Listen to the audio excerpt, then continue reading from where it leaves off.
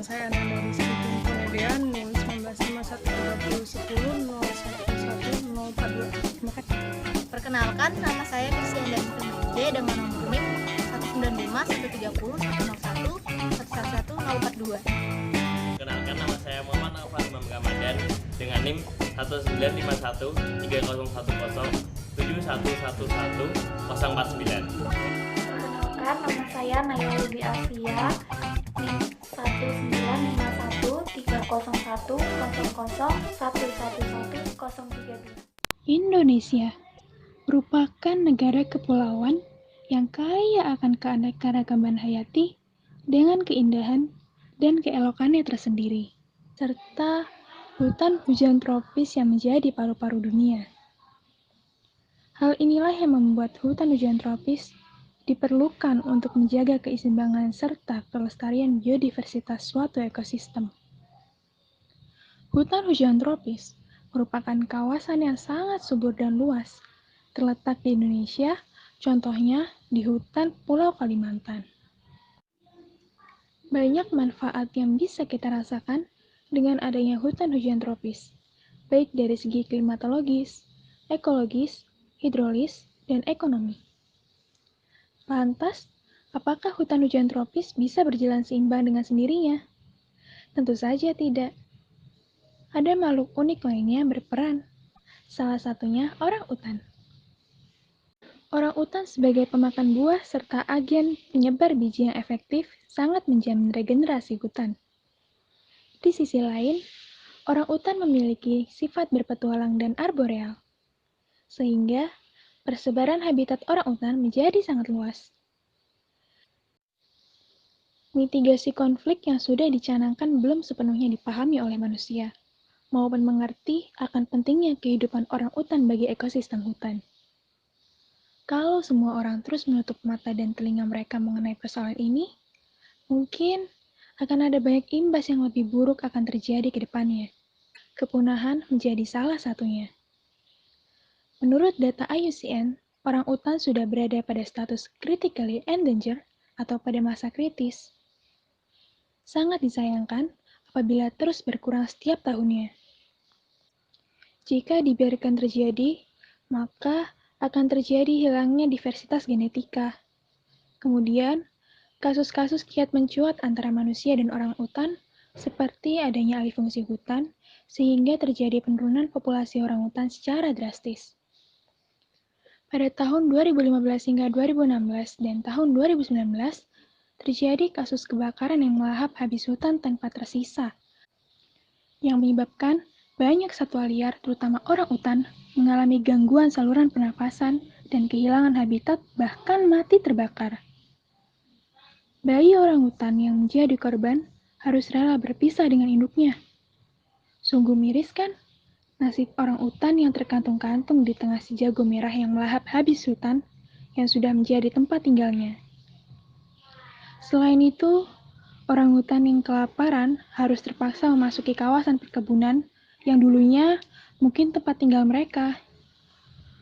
Jadi, tak bisa dipungkirkan lagi jika orangutan harus selalu bergerak ke lokasi baru untuk mencari sumber makanannya. Namun, dengan keserakahan oknum yang tidak bertanggung jawab, menganggap orangutan sebagai hama yang harus dimusnahkan dengan cara apapun, bahkan ada yang ditembak mati. Tidak hanya itu, maraknya perburuan dan perdagangan orangutan secara ilegal semakin gencar terjadi. Entah apa motif sebenarnya manusia memperjualbelikan orangutan yang sudah jelas menjadi satwa liar yang dilindungi. Padahal, orangutan mungkin juga mengidamkan agar hutan selalu menjadi rumah atau tempat perlindungan yang paling aman untuk mereka.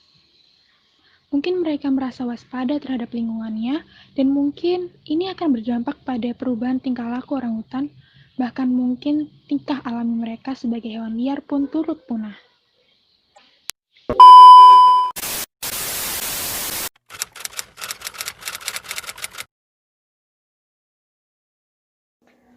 Menurut saya, kurang pahamnya masyarakat mengenai mitigasi konflik dan cara memperlakukan orangutan itu sangat disayangkan, karena mitigasi konflik sendiri merupakan cara penanggulangan sebelum terjadinya konflik antara manusia dan satwa liar seperti orangutan. Jadi harapan kedepannya kepada pemerintah dapat lebih mensosialisasikan mengenai mitigasi konflik, terutama cara menangani orangutan yang masuk ke dalam permukiman atau perkebunan, sehingga orangutan tersebut tidak dibunuh, melainkan masyarakat dapat menghubungi pihak berwenang seperti BKSDA dan Badan Konservasi.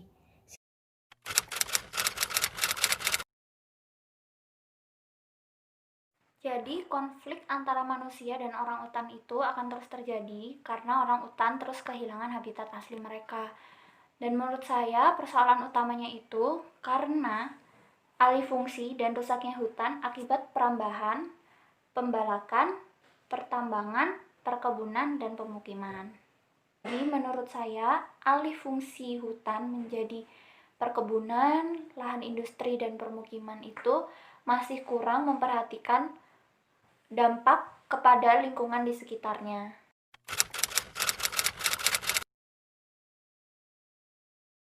Saya, konflik kebakaran hutan adalah salah satu penyebab orangutan juga populasinya yang menurun. Karena orangutan juga memerlukan tempat tinggal dan orangutan memerlukan tempat mencari makan. Sehingga apabila terjadi kebakaran hutan, otomatis orangutan itu akan sebagian akan mati, namun sebagian yang bisa survive itu akan bisa pindah. Namun nyatanya mereka yang pindah itu malah dianggap sebagai hama oleh warga dan mereka dibunuh sehingga populasi mereka menurun.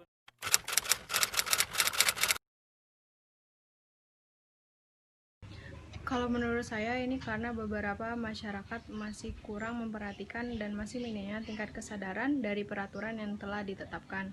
Sedangkan dari pemerintah itu masih kurang menegaskan dalam penerapannya. Mungkin untuk tindakan yang lebih lanjut bisa dilakukan dengan cara memperketat sistem intelijen untuk memberantas, menghentikan, dan membubarkan komunitas perdagangan dan perburuan orangutan. Nah, untuk pembeli orangutan itu bisa diberikan pemahaman bahwa tindakan tersebut merupakan tindakan kriminal. Kemudian, untuk mencapai segala upaya konservasi orangutan, maka diperlukan kontribusi dan evaluasi dari semua pihak. Bagaimana agar tidak terjadi interaksi negatif? Sebelumnya, ini ditinjau dari berbagai kondisi. Jika adanya alih fungsi hutan, maka pengelola kawasan harus mempunyai sistem yang baik untuk pengelolaan satwa liar agar bisa tetap dilindungi. Selain itu, pengayaan habitat juga bisa dilakukan seperti menanam berbagai macam tanaman buah dan harus ada perawatan berkelanjutan.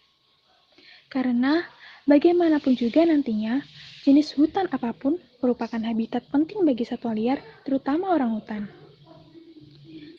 Jika ada orangutan terjebak di kawasan perkebunan maupun permukiman, maka cukup laporkan kepada petugas yang berwenang untuk melakukan penyelamatan dan translokasi.